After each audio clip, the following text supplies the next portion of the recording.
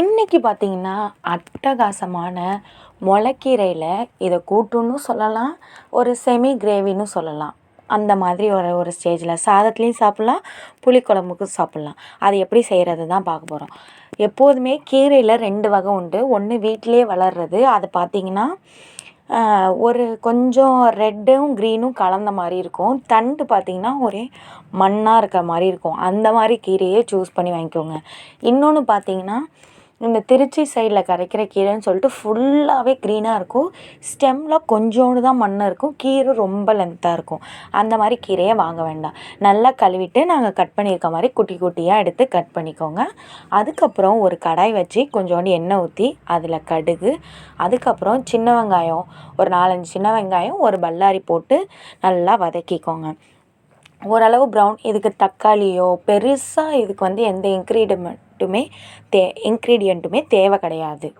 So நீங்கள் கொஞ்சோண்டு தண்ணி ஊற்றி நல்லா கொதிக்க விடுங்க. தண்ணி கொதித்ததுக்கப்புறம் நம்ம சாம்பார் பவுடர்னு சொல்லுவோம்ல, நம்ம வீட்டில் அரைச்ச கலந்தத்தூள், குழம்பு மிளகாத்தூள், அது மல்லித்தூளும் மிளகாத்தூளும் சேர்ந்து அதோட சீரகம், கடலைப்பருப்பு அதெல்லாம் போட்டு அரைச்சிருக்கோம்ல, அந்த மிளகாத்தூளில் ஒரு 2 ஸ்பூன் போட்டு நல்லா கொதிக்க விடுங்க. அதோட ஸ்மெல் போகணும். ரொம்பவே சிம்பிளாகவும் ஈஸியாகவும் நம்ம செஞ்சிடலாம். அதே டைமில் ரொம்பவே இது ஹெல்த் பெனிஃபிட்டும் நிறைய இருக்குது. வாரத்தில் கண்டிப்பாக ஒரு 3 to 4 days ஆகுது கீரை எடுத்துக்கோங்க. அது ஸ்பெசிஃபிக்காக இந்த மாதிரி வீட்டில் வளர்கிற கீரையை எடுத்து சாப்பிட ட்ரை பண்ணுங்கள். அதுக்கப்புறம் நல்லா ஒரு மூடி போட்டிங்கன்னா அந்த ஸ்மெல் நல்லாவே போயிடும். இப்போ பார்த்திங்கன்னா நம்ம எடுத்து வச்சுருக்க கீரை 1 by 1 நம்ம சேர்த்துக்கலாம். கீரை போட்டதுக்கு அப்புறமே உப்பு போடுங்க.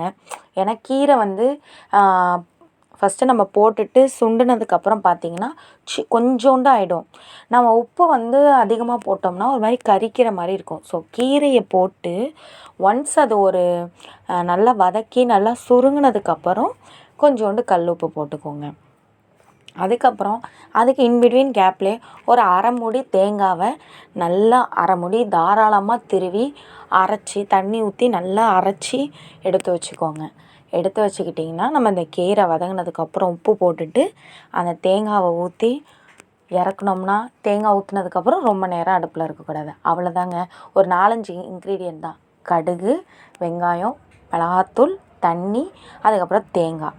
இது மட்டுமே வச்சு வத்த குழம்பு, புளிக்குழம்புக்கெலாம் இந்த கீரை கூட்டை சாப்பிட்டு பாருங்கள். கண்டிப்பாக ஈஸியாகவே ரொம்பவே ஃபாஸ்ட்டாக செஞ்சிடலாம்.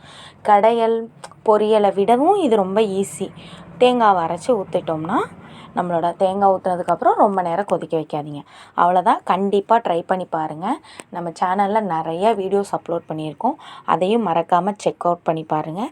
நம்ம சேனலில் கண்டிப்பாக மறக்காமல் சப்ஸ்கிரைப் பண்ணுங்கள். அதோட ஒரு லைக்கும் பண்ணிவிடுங்க. அப்போ தான் நாங்கள் போகிற வீடியோஸ் அடுத்தடுத்து வந்துக்கிட்டே இருக்கும். அவ்வளோதாங்க. இது கொஞ்சோண்டு தண்ணி வேணும்னா நீங்கள் கொஞ்சம் தண்ணியாக வச்சுக்கலாம். நாங்கள் கொஞ்சம் கூட்டு மாதிரி தொட்டு சாப்பிட்றனால முடிஞ்சிருச்சு.